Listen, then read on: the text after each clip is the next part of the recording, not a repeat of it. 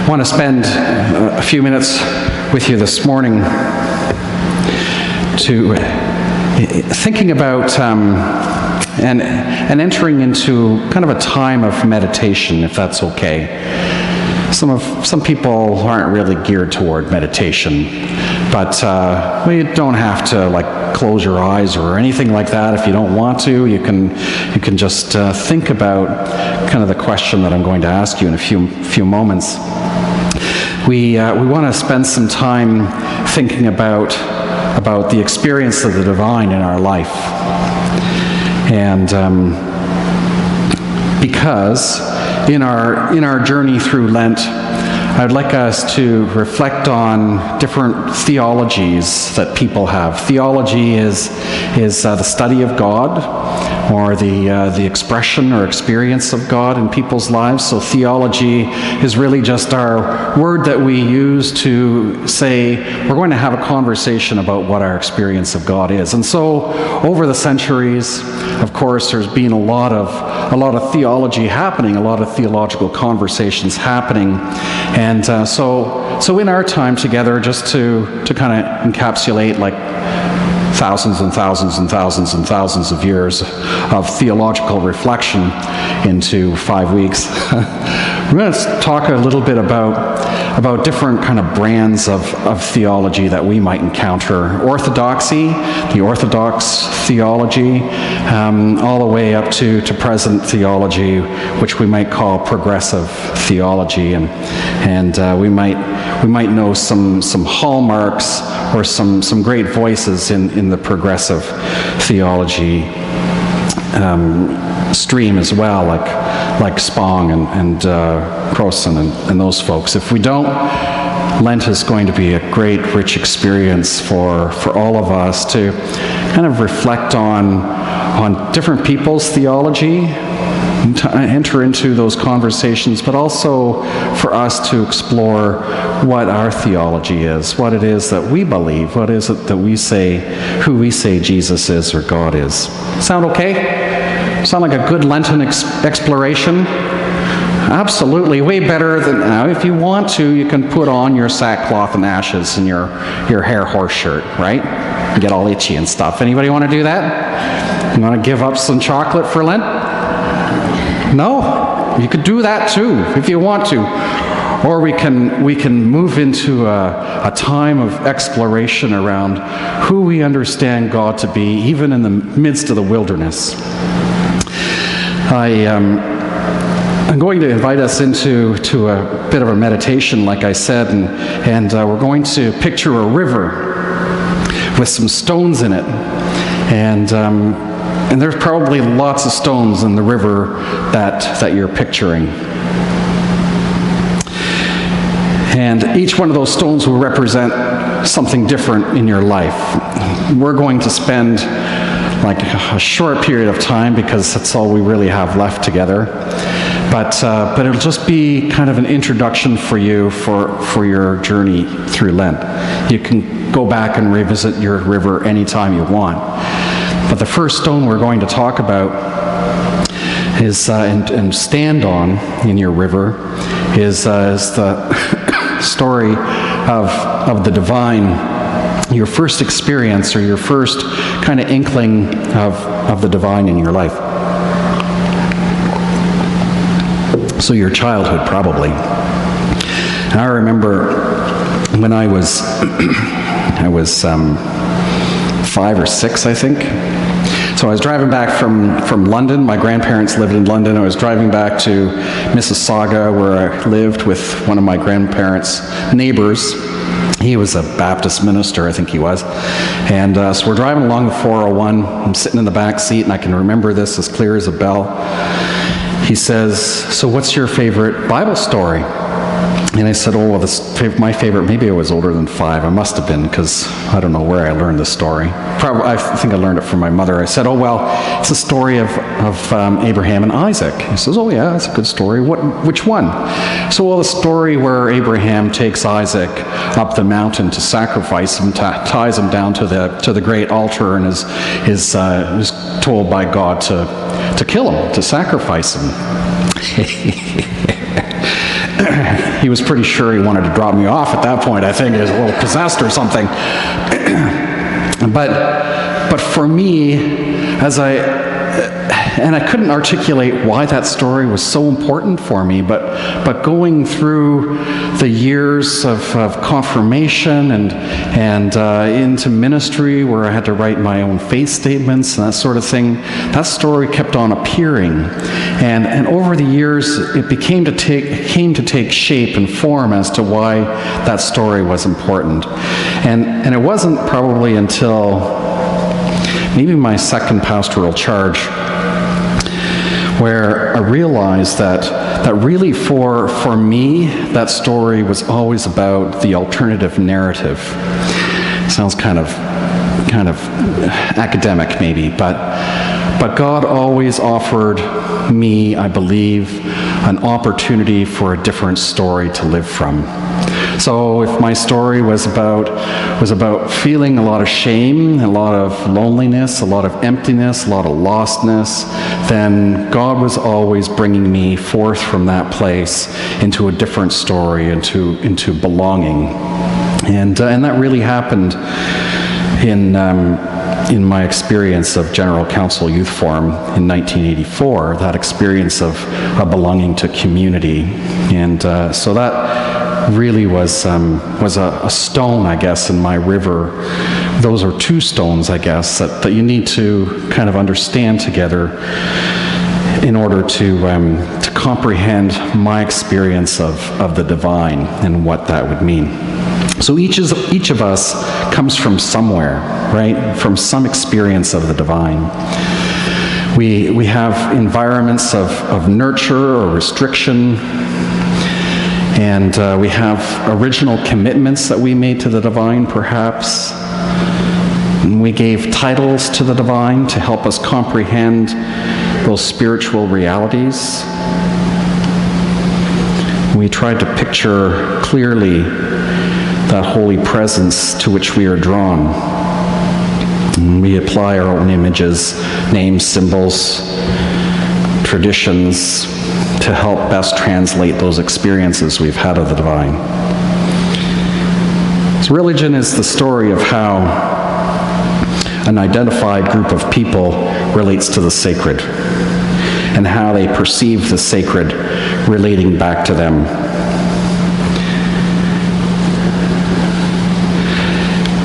I think so much of our conversation around theology depends upon our willingness or our readiness to hear, to listen, to dig in, to pay attention to the voice of the divine in our lives, including moments of crisis, moments of limitations. And those moments are really great times where we challenge our assumptions about the deity. So, let's think about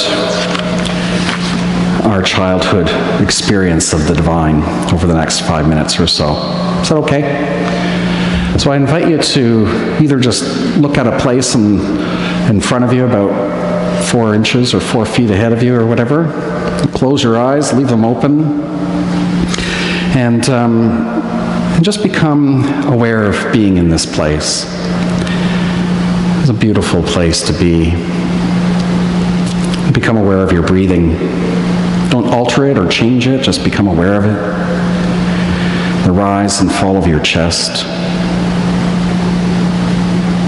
How much of the unconscious life you have just in your breathing even. You do it all the time.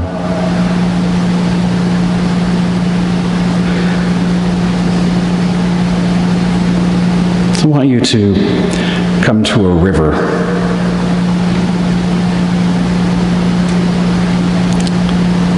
And look out at the river.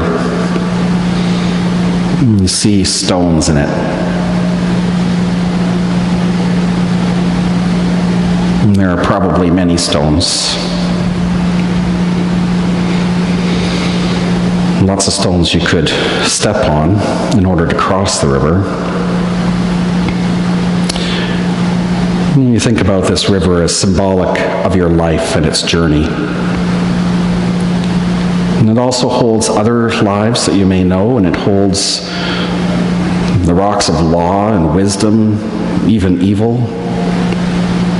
It is the river of life, and it has a complex network of stones. There's just so much mystery in the midst of all that, so many stories. Today we focus on the part of the river that represents your life journey. And today we look at one stepping stone in your life, one experience that helps shape your understanding of God, the divine, the sacred presence.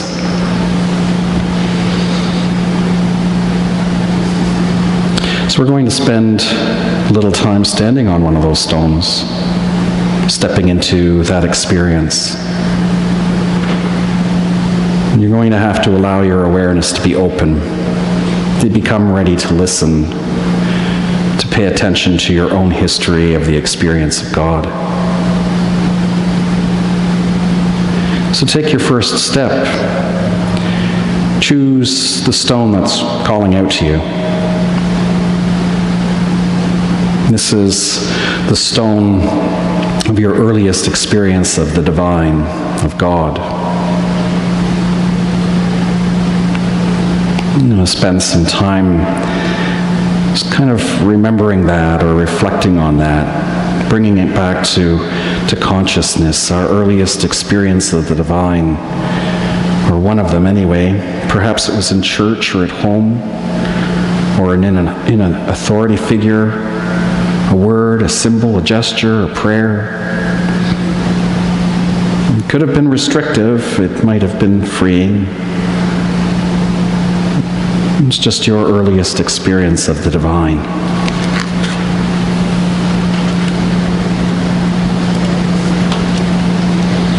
We'll spend some time on that stone. What was it like back then?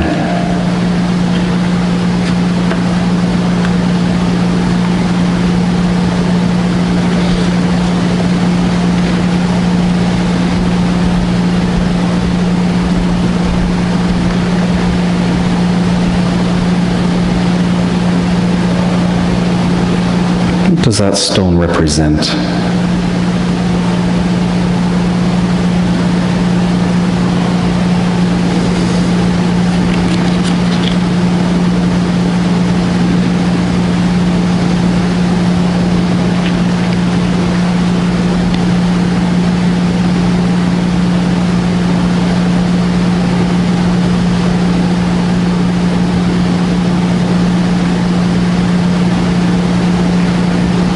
How old are you?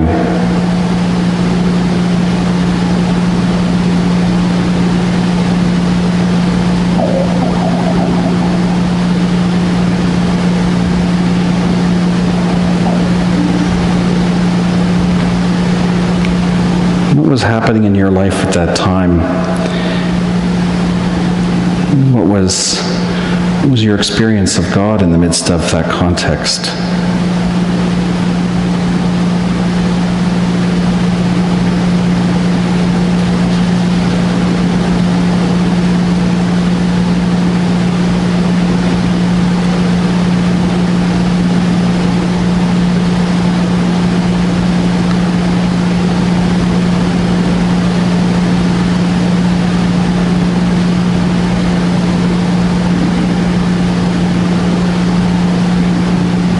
What was the prayer?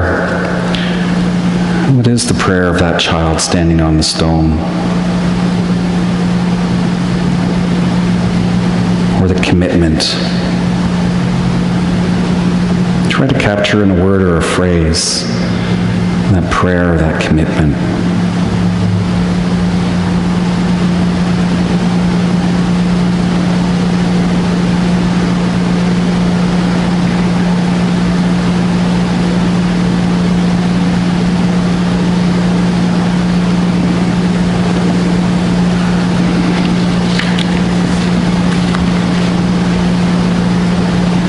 What is the presence that you are drawn or compelled to honor?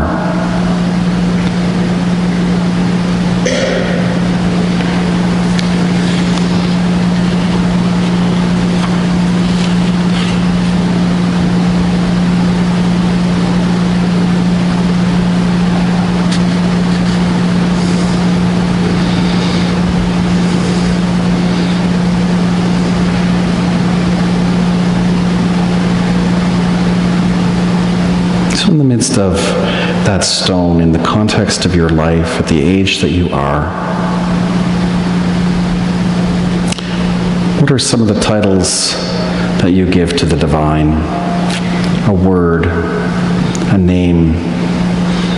How did you name or relate to your early experience of God, of the spiritual life? Titles, names. How did you relate to your early spiritual encounter?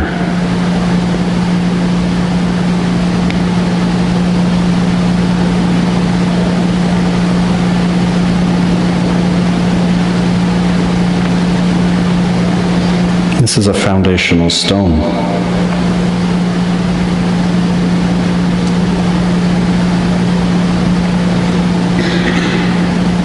Just look around and give thanks. Appreciate the place. You can return to this stone or any of the other stones around whenever you like. Whenever you are ready to open yourself and pay attention.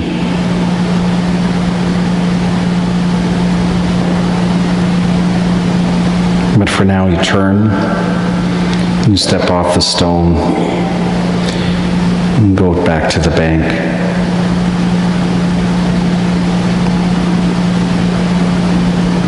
And you look in the other direction.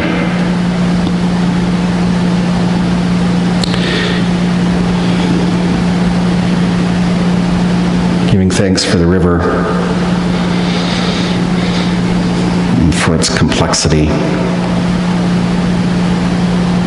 and for its gift to you.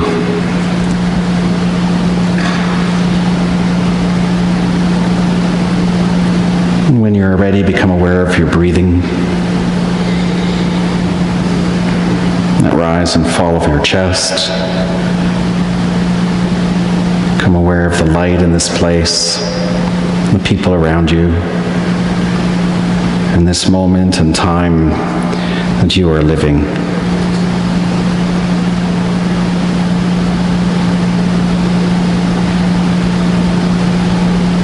And gather our prayers together into one, O God. In Jesus' name, amen.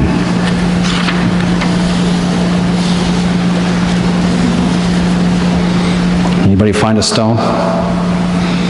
Anybody not find a stone? Was that good? It's the beginning of the spiritual journey, right? It's the beginning of another generation in a whole line of generations of people who've encountered what we might call God or the sacred or the divine, divinity. There's so many different ways people name and try to wrap language around their experience of God, and it's all really, really important. And a fundamental part of ourselves is that spiritual core of ourselves. So we give thanks to God and to that great river. We give thanks that it's flowed from our beginnings, flowed before them, and still flows in our life. We're still part of all of its life. And give thanks for not only our journey, but the journey of the people next to us and the people that we encounter as we leave this place. We are part of a great journey that's longer than us. So welcome to Lent in our story of theology. Amen.